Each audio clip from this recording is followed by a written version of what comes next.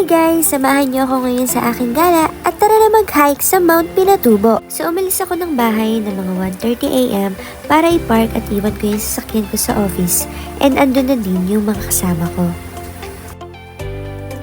Ang call time sa pagsusunduan sa amin is 2:30 AM sa Gateway McDo yung napili naming meeting place. Siya nga pala, dito namin binook ang aming gala sa Dana Jam Tours and Travels. As joiners kami dito and highly recommended ko na rin siya dahil madali at maayos silang kausap. At nakarating kami sa Tarlac at around 4:30 AM. Doon na rin kami sumakay ng truck papunta sa Mount Pinatubo. Mga 5:45 AM kami nakaangat mula sa place ng Dana Jam sa Tarlac. Si Kuya RJ at si Kuya Jerry yung assign sa aming driver at tour guide. Ito nga pala yung mga makikita nyong view habang nasa truck kayo at binabaybay ang daan papunta sa Mount Pinatubo. Sobrang enjoy talaga sumakay ng truck at sobrang nakaka-amaze ang mga view. Huminto nga kami dito sa tinatawag nilang Toblerone Mountain para magpa-picture. Wala pa daw kami sa kalahati, sabi ni Kuyang tourist guide. Kaya naman gumora na agad kami.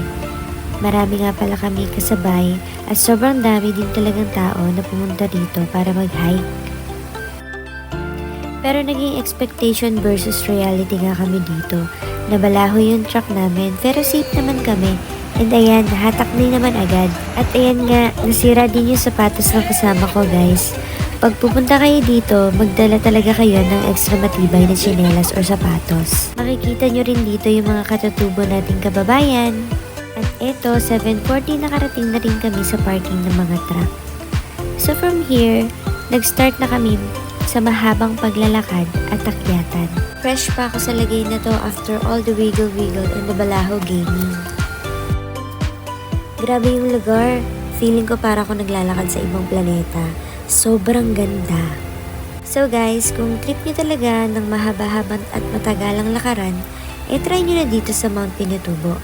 May mga dadaanan din kayong mga running water, pero mababaw lang.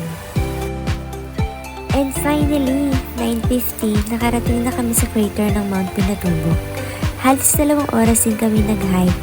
At eto na nga, kita naman na nawala lahat ng pagod ko sa view. At totoo nga, ang a beautiful disaster. Worth it lahat ng pagod nyo guys, promise!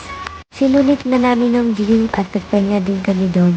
Sobrang fresh ng air at ang saya-saya. So after namin magpahinga at around 11:30, bumaba na ulit kami.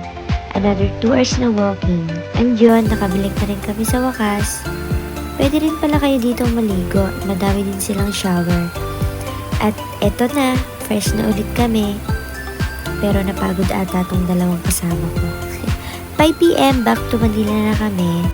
Yun lang, thank you for watching.